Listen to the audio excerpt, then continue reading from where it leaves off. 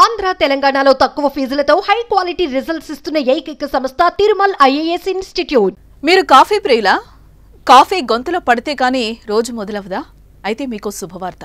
రోజుకు 3 కప్పుల కాఫీ తాగితే మీ గుండె పదిలంగా ఉన్నట్లే. టీ, కాఫీలలో ఉండే కెఫైన్ దీనికి కారణమని, ఇది మధుమేహం, పక్షవాతం వంటి జబ్బులను దూరం పెడుతుందని చైనా సైంటిస్టులు చెబుతున్నారు. లక్షలాది మంది వాలంటీర్ల ఆరోగ్య వివరాలకు సంబంధించిన సమాచారాన్ని విశ్లేషించి ఈ విషయాన్ని నిర్ధారించారు. కాఫీ నిజంగా ఆరోగ్యానికి మంచిది. కాఫీలోని కెఫిన్ ఉంటుంది. ఇది నర్వస్ సిస్టమ్ పై ప్రభావం చూపిస్తుంది. కెఫిన్ ఒకసారి న్యూరల్ రిసెప్టార్స్ తో బైండ్ అయిన తర్వాత సెంట్రల్ నర్వస్ సిస్టమ్ తో స్టిమ్యులేట్ అవుతుంది. దీంతో మిమ్మల్ని అది అలర్ట్ చేస్తుంది. స్టడీస్ ప్రకారం చూసుకున్నట్లయితే కెఫిన్ బ్రెయిన్ ఫంక్షన్ ని బూస్ట్ చేస్తుంది. అది కూడా కొంత సమయానికే బ్రెయిన్ ఫంక్షన్ ని బూస్ట్ చేస్తుంది. అదే విధంగా ఇది మూడ్ ని ఇట్టే ఇంప్రూవ్ చేస్తుంది, అటెన్షన్ ని పెంచుతుంది. లెర్నింగ్ ఎబిలిటీని కూడా మనం కాఫీతో పెంచుకోవచ్చు. ఇలా పలు మానసిక సమస్యలకి కాఫీ మేలు చేస్తుంది.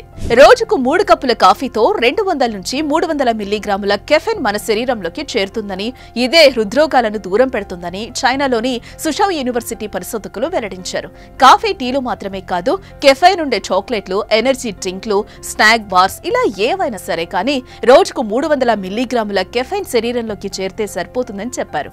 కాఫీ, టీలో అస్సలు తాగని వారు రోజుకు 1.5 కప్పు తాగితే వారితో పోలిస్తే 3 కప్పులు తాగే వారిలో గుండె జబ్బుల ముప్పు 48% తక్కువగా ఉండడం తమ అధ్యయనంలో గుర్తించామని వివరించారు. ఈ మేరకు యూకో బయోబ్యాంక్ డేటా నుంచి లక్షలాది వ్యక్తుల వివరాలను సేకరించి పరిశీలించి ఏ విషయాన్ని గుర్తించామన్నారు.